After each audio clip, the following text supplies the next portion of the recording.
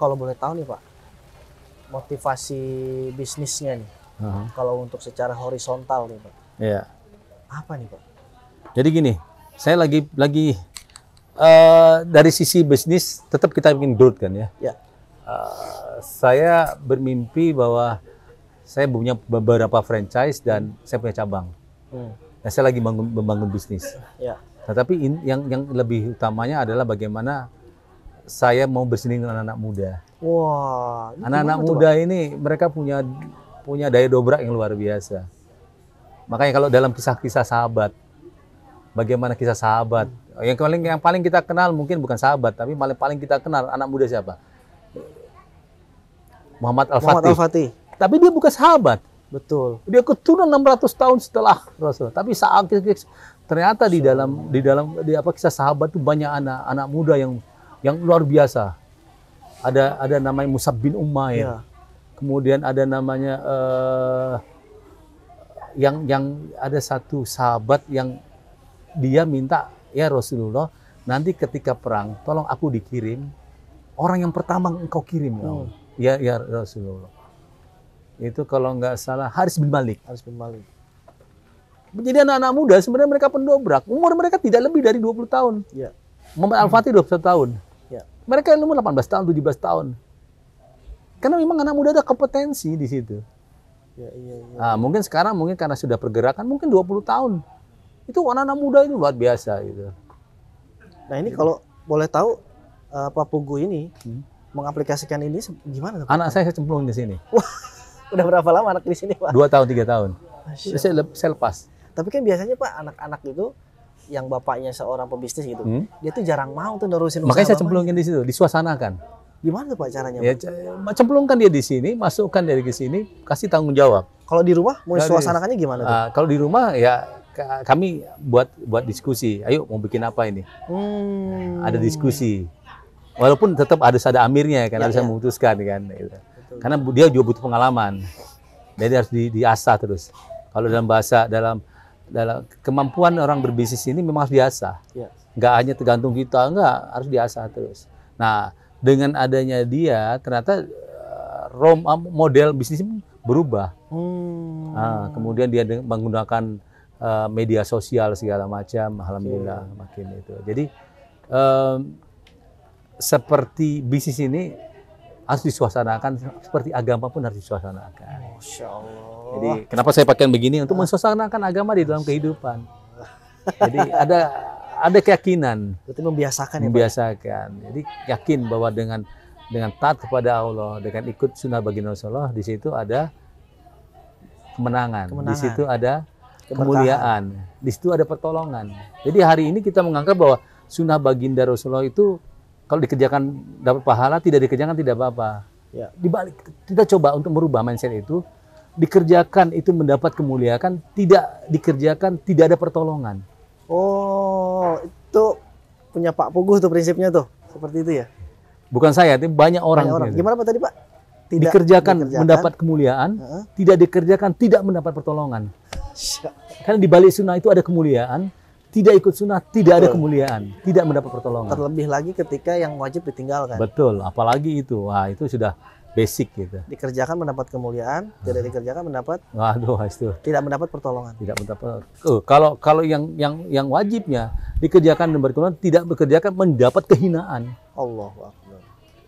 Itu wajibnya. Tapi kalau sunnah tidak mendapat pertolongan. Levelnya ada di atas sedikit. Ya. Tidak, jangan dianggap tidak apa-apa, enggak. Contohnya nih, ada satu ulama bekas pemain band. Ya. Dia waktu dia belum pakai pakaian seperti ini, dia masuk ke satu warung di. Ini orang Indonesia nih. Orang Indonesia. Masuk di Bandung.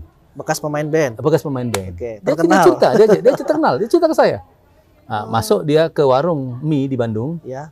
Waktu dia sebelum pakai pakaian begini. Ya. Dia makan aja. Makan.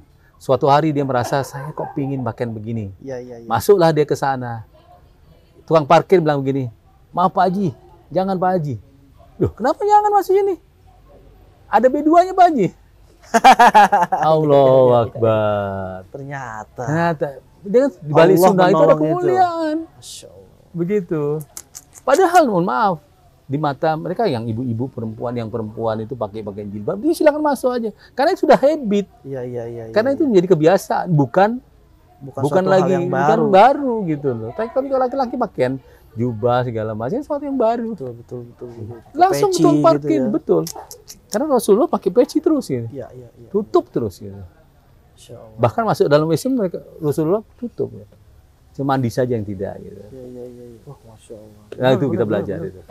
Jadi di dalam perdagangan pun kita belajar bagaimana menerapkan prinsip-prinsip syariat dan sunnah. Sunnah itu tadi ya, Masya Allah. Kalau boleh tahu nih Pak, kita balik lagi ke bisnis nih Pak. Kayaknya menarik. Nah kalau misalkan ada sahabat wakaf nih, yang ketika sedang membangun bisnisnya, terus kemudian ketika nonton tayangan video kita ini, dia terinspirasi, wah kayaknya seperti kandang ingkung tuh bagus tuh konsepnya gitu kan. Ini tipsnya apa nih Pak? Gini, basic ya. Ini kalau mau ngomong bisnis ya, basic manusia suka yang namanya makan ayam. Betul. Saya merasakan itu. Dari mulai orang kakek, nenek, sampai ayah, ibu, sampai anak-anak. Ambil itu, dan di-create sesuai dengan konsep wilayah. Pertama itu ya. Nah. Selanjutnya Pak, kalau untuk lokasi dan sebagainya? Ya artinya nanti banyak silaturahmi. Banyak silaturahmi nanti masukan. Gitu. Jadi banyak silaturahmi, banyak masukan. Karena di balik silaturahmi itu ada rezeki kan. Tadi rezeki itu bukan secara finansial, tapi rezeki secara kompetensi, knowledge. Iya, setuju saya. Kalau ini orang sebenarnya orang Islam itu sudah ada key-nya, sudah ada kunci untuk sukses dunia dan akhirat. Apa tuh Pak? Ya tadi itu silaturahmi, taat kepada Allah, silaturahmi, jaga sholat segala macam. Banyak sekali. Tapi pertanyaannya mau enggak kita buka kuncinya ini nih? Itu dia apa yang berat orang-orang. Termasuk sedekah pun itu dari pintu rezeki. Saya dapat satu usaha yang di luar nalar. Itu yang tadi yang diceritakan tadi itu tentang madu herbal tadi. Waktu itu lagi drop semua. Usaha kandang ingkung drop, homestay drop. Karena memang orang tidak ada yang keluar. Iya kan, sementara saya harus menghidupi 30 plus 30 orang. Masya Allah. Cash flow-nya langsung drop sekali. Ada satu pesan dari Ustadz muda, Umar Miftah. Ya, Umar Miftah. Umar Miftah. Beliau bilang, katakan, ketika beliau bertanya, ada orang bertanya kepada beliau tentang konsep siapa orang paling beruntung. Kemudian beliau referensikan tentang kisah sahabat ketika bertanya kepada Rasulullah. Ya Rasulullah, siapa orang beruntung? Orang paling beruntung. Apa kata Rasulullah dalam hadisnya? Lalu sabdakan, jika kamu masih memiliki makanan untuk engkau makan besok hari, jika kamu masih memiliki kamar, kasur untuk engkau tidur besok hari, engkau adalah orang paling beruntung. Masya Allah, sesederhana itu ya? Sesederhana begitu, dan saya terapkan. Masya Allah. Ketika itu saya rubah mindset saya, lagi susah sekali itu. Ya Alhamdulillah, ini sekedar sharing saja. Saya beli beberapa karung, beberapa beras beberapa 5 kiloan itu. Nggak banyak. Di jalan pada saat COVID itu orang jarang keluar kan. Saya cari orang, saya keluar. Saya cari orang, saya datangi bersatu-satu. Saya lihat orang kalau keluar saat ini pasti dia lagi butuh. Dan ternyata betul, Pak. Iya, saya lagi jaga ojek ini Pak, lagi nggak ada beras ini segala macam. Saya kasih. Masya Allah. Sampai mau nangis saya kasih. Masya Allah. Saya masih beli ayam, masih beli daging, masih bisa. Dia nggak beras saja nggak punya. Semakin semangat saya cari. Pada satu titik ada orang ngasih tahu tentang manfaat daripada sumak, ya namanya. Madu itu sumaknya. Itu ya. Sumak itu rempah-rempah dari Timur Tengah. Nah, dari satu sisi kemudian ada teman datang, dokter farmasi, untuk saya ajak untuk bersinergi. Dan alhamdulillah pada saat kemarin itu begitu banyak dibutuhkan sama orang. Madu sumak itu. Itu kalau boleh tahu berapa Pak waktu itu? Maksudnya yang terjual? Sempat itu 1 bulan hampir 20.000 botol. 1 bulan? 1 bulan 20.000 botol. Ukuran berapa Pak? Ukuran 275 gram dan harga di market itu 105.000. Berarti ada transaksi sekitar 2,23 miliar untuk madu itu. Berarti Tapi sehari saya tidak ngambil langsung kan. Ya, kan ya. Saya sebagai pabrikan, Ya. nah, gitu. Berarti sehari ratusan dong. Sehari itu bisa ribuan botol keluar gitu.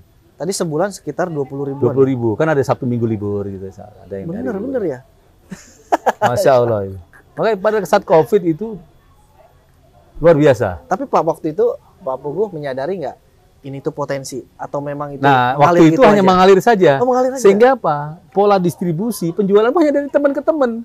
Kemudian mereka pun hanya sekedar dari teman ke teman, tidak lewat satu. Saya nggak pernah beli lewat jaringan distribusi besar, enggak. Artinya untuk masalah pemasaran itu tidak terlalu Belum, tidak pernah iklan segala macam. Benar-benar itu. Kok bisa ya? Nah, itulah sekali rezeki itu datang dari Allah. Nah, tapi hari ini saya lagi mau belajar bagaimana ini produk bisa besar dengan strategi. Ya. Nah, masa panennya sudah, sekarang masa mulai merangkak lagi. Pertahannya Nah, ya. sehingga saya harus proses untuk izin-izin secara Dinkes. Dari mulai PRT saya sudah dapatkan, kemudian sampai BPOM ini sedang proses semua. Masya Allah. Gitu. Tapi basicnya adalah tadi itu. Background saya teknik, tapi Masya Allah, Allah mudahkan saya untuk mempunyai kompetensi tadi itu, mengolah ekstrak daripada herbal dan madu.